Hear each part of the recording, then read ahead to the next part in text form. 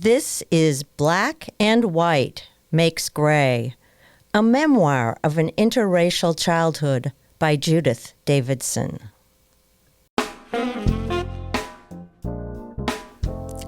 Chapter 12. I was making my way to my locker to stow my math book before my next class. As I walked down the main hall in the passing period, I noted the small, knotted clusters of black students moving against a background of white students. And I wondered if there were places where these two groups ever really integrated. Certainly wasn't here in school as far as I'd experienced. I wondered what a truly integrated place would look or feel like. "Hey, Judy!" I turned around to find red-headed Marie, a friend from last year's 8th grade homeroom, approaching me in the rush of students. We had sat near each other for the shared block of English and social studies last year. "Hi! Don't see you often. Our schedules are so different," I said to her. Marie was much better in math than I was, and math had been the major sorting mechanism in my freshman year at Lincoln High School. "I've been hoping to see you. I know you've done some dance. I belong to this city-wide group called Theater Workshop, and we're looking for new members, including dancers. I thought you might be interested." I was intrigued by her invitation. "What is it? What do they do? Where do they practice?" Around us, lockers clanged and banged as students rushed to get to class on time. "It's people from all over the city," she explained. "We do musicals, dancing, and singing." "Yes, but they take everyone. You don't have to do an audition. They find something that fits each person. We're practicing tonight at Laurelhurst Park. There's a little building at the southeast corner of the park. We start at 7 p.m. "I'll try to come. I'll have to see if my mother can give me a ride." "Great. Hope to see you there." I watched her bobbing red hair go down the hall, wondering what this thing called Theater Workshop would be like. Although I didn't register it consciously, I assumed this group would be a bunch of white kids, because all my experience of dance and theater classes up to that time had been. By white, the participants, staff and volunteer actors and dancers, would be white, and the fallback position would be white. People and others who were non-white would know that and decide not to attend.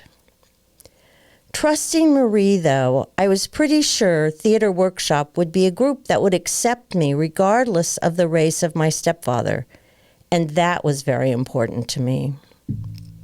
I was anxious about asking my mother to drive me to the rehearsal. I hadn't made a request like this since I had gotten into trouble about candy. But the thought of finding a safe and acceptable way to get out of the house made it worth trying. The early spring air was chilly as I walked up to the only building in that part of Laurelhurst Park. "I'll be back at 9 p.m., my mother called from the car. I walked around the building to find a pair of double doors on the far side from the street. I pulled the doors open with a good tug, and light and noise flooded around me as I entered the fake Tudor building with a sense of awe. Girls in tights were doing exercises at the bar as a light brown man with an elegantly trimmed mustache played piano for them, his hands flourishing over the keys of an old upright. A short, white, older woman with a large wart above her upper lip and wearing something that was part house dress and part chiffon nightgown, with a clipboard under her arm and half glasses on her head, was talking intently to a young black man. Marie was at the bar. When she saw me, she stopped her stretching and came to greet me, her thick red hair bobbing as she walked me over to the short woman with the clipboard. "Mildred, this is Judy. I invited her to come and try us out." Mildred gave me a big smile. "Richard, can you stop for a minute? Group, can I have your attention? Let me introduce you to Judy." "Hi!" Hi! The cry moved around the room, performers waving to me from every corner. Do you dance? I've taken a little ballet when I was young, some modern dance classes with Marjorie Church in the park department, and a class in jazz dance, I said. Then let's get you to the bar. Marie, can you get her going? Luckily, I was wearing tights and a top. I threw my jacket on a table and went to warm up. From that point on, the action didn't stop. I exercised at the bar, practiced sequences across the floor, and then hung around the piano talking to Richard and other members of the group. Carnival was the music they were going to produce for their summer program, and we began to learn some choreography for one of the dances from a black woman named Patsy, whose younger sister Gloria, close to Marie and me in age, was also one of the dancers. Phil, the director, short Italian-looking man with dark curly hair and dark brown eyes, stopped in to talk to Mildred, and she introduced him to me. He nodded and then went on with his conversation with Mildred, scheduling upcoming rehearsals for the actors. It was striking to me how racially mixed this place was. As I watched everyone moving in and out of different configurations related to practicing the play, I realized that in this group, the play was more important than anyone's race.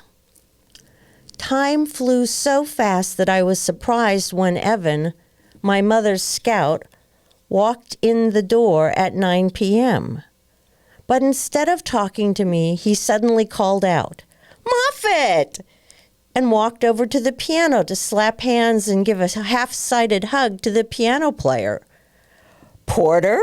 said Richard at the piano. "Haven't seen you for so long."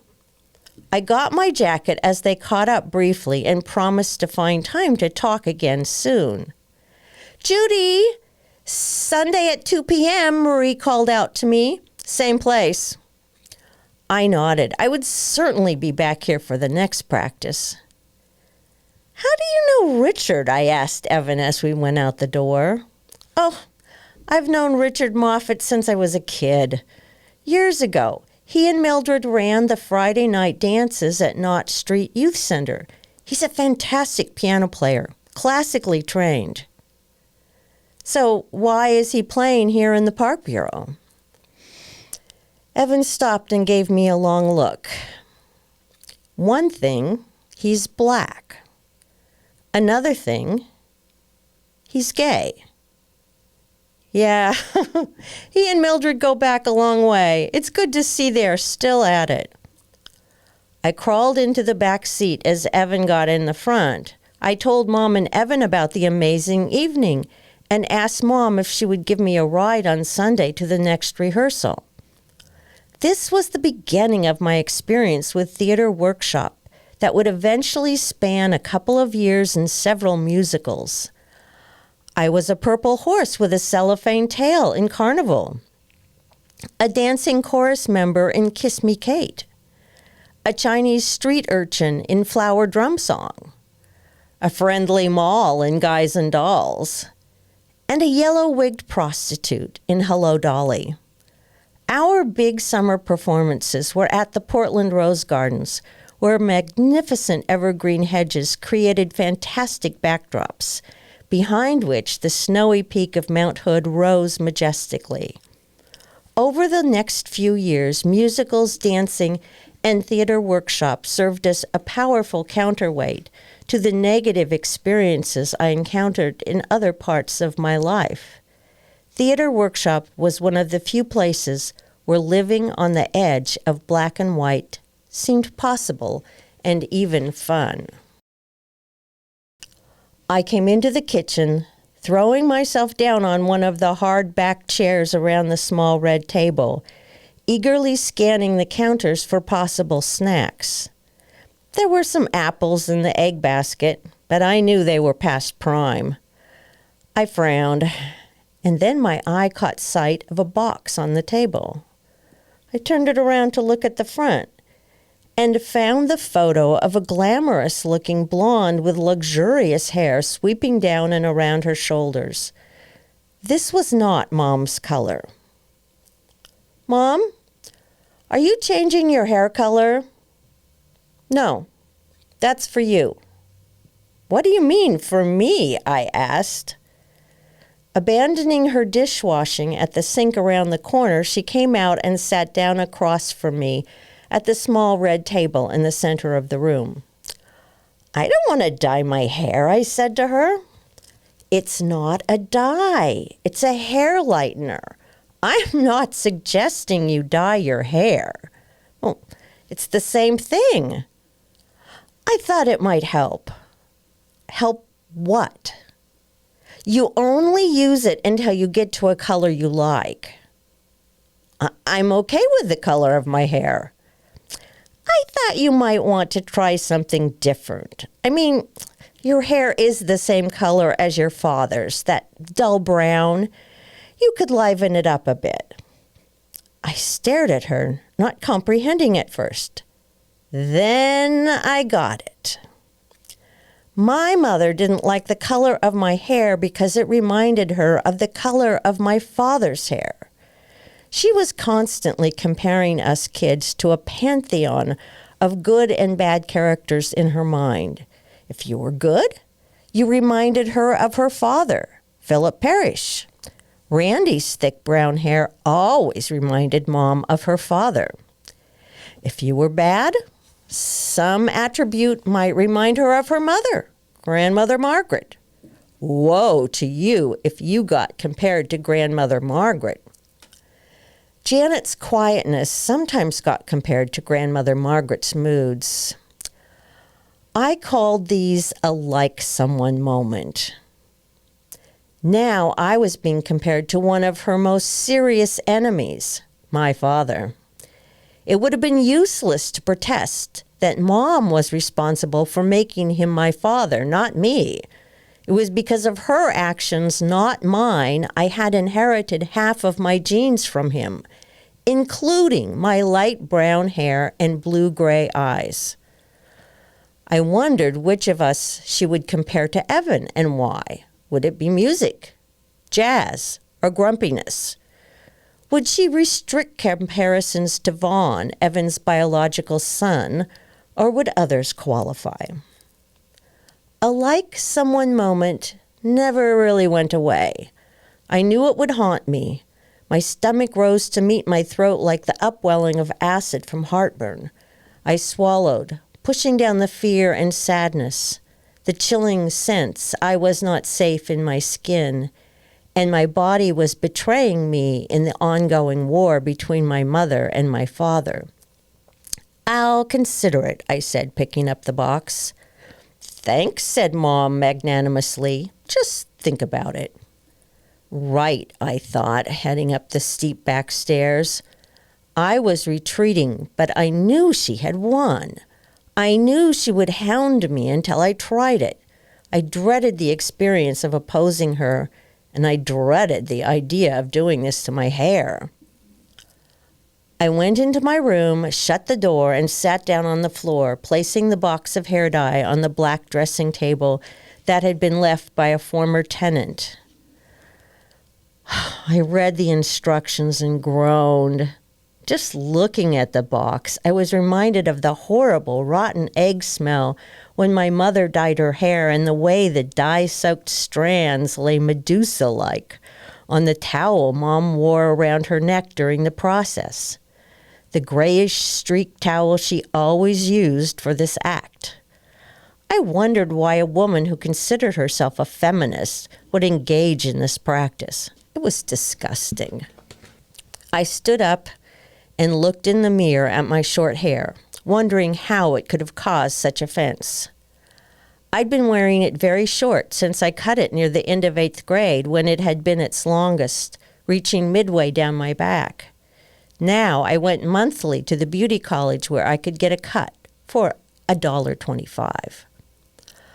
I decided not to think about it for a while. Chocolate would help me feel better. I scrounged around for the change I hadn't returned to Mom when I picked something up for her last night at the little drugstore around the corner. I found I had 25 cents to spend. I aimed my steps downstairs, out the front door, and towards the Lovejoy Market for a quick fix. Anything with chocolate would do. I never mentioned the incident to my father, even when he noticed I was dyeing my hair. It was not to protect his feelings, but I knew Mom's rules forbade sharing this information with outsiders. Even my father, the contributor of half our genes, was an outsider to the cult my mother now presided over with us. I was balancing on a high wire, strung between Portland and Seattle, with no protective net to catch me if I should fall. 1 a.m. in the morning. A jazz record was playing below me in the living room, and I knew Mom or Evan were on baby walk detail. Phyllis Phaedra Porter was born November 11th, 1969, at Good Samaritan Hospital, around the corner from our house, the same hospital where Vaughn had been born. For this birth, however, I wasn't the only one at home sending Mom off to the hospital in a taxi. In preparation for the birth, I had developed a long list of names that I felt would be suitable for the baby. When I handed it to Mom, she looked at me surprised, but thanked me for all the work I had done. I was disappointed when she didn't choose one of the names on my carefully prepared list. I really liked the name Wendy, like the character in Peter Pan. But instead, Mom went with a pack of P's, Phyllis Phaedra Porter. Phyllis descended from the womb with a relentless case of colic. Her upset stomach meant she cried and cried and cried, and in the early months of her life, walking with her seemed to be the only thing that could relieve or soothe her. You could not sit and rock back and forth. You could not rock in a rocker. You had to walk with her on your shoulder. Everyone had to take a turn at it, and my mother and stepfather had to do most of the night shift. This kind of colic wasn't something for which I had been prepared for by Dr. Spock's baby training book. Each family member would develop their own walking meditation in the ongoing search to find a way to calm the baby's stomach. The pathway might include a circle in the living room, the open space of the entrance hall, and some of the front room with the piano, and then back to the kitchen. Back and forth, round and round. You would walk with Phyllis over your shoulder. It reminded me of the ponies that we used to ride at Alpenrose Dairy when we were little, all harnessed and held in an iron circle. When I was 3 or 4 years old, it had been so exciting to be the rider.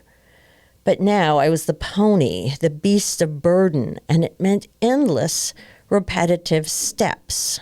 Although this was my mother's 6th child, it was the first with severe colic. After several months, Phyllis was finally diagnosed with an allergy to milk and put on an expensive formula. But even then, she was still prone to stomach distress and vomiting. It was inevitable that all 3 of us younger children went to school at one time or another with some sign of forgotten baby vomit on our clothing.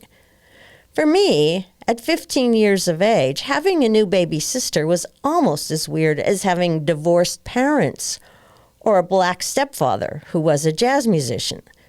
There were many times when I asked myself, why does my family always have to be so different from everyone else? Ironically, I was becoming more used to having a black stepfather, and inside the family, I didn't label us that way. In the family, he was just Evan, my stepfather. But as soon as I stepped outside the house, I shifted back to remembering the other label, a black stepfather. It's your turn. Throw the dice. Fantastic! Doubles! I'm out of jail! Randy moved his Monopoly piece forward. Your turn, Janet. Janet threw the dice. A 2 and a 3. She moved her hat forward 5. Oh no! Baltic Place, that belongs to you. And she scrambled to get the rent money for me, careful not to dislodge Vaughn from his cozy nest between us. That particularly cold January after Phyllis was born, our Monopoly game was conducted on the edge of the one and only working heat vent in the house. The vent was on the floor of the large front entrance hall, next to the door to the living room, where Mom was walking Phyllis wrapped tightly in a blanket. We had covered the vent with a blanket, which we also put over our legs to keep what warm air there was next to our bodies.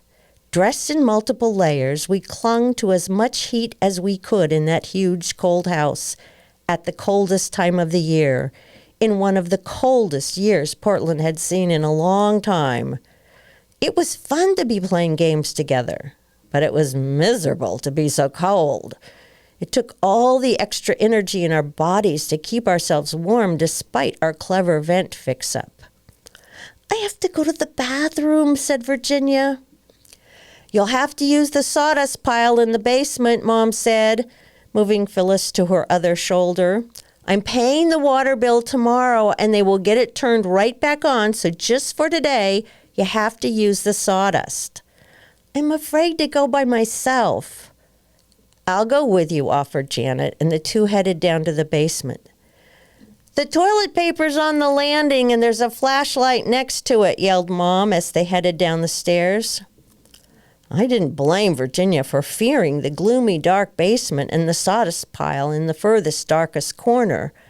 I didn't like going down there either.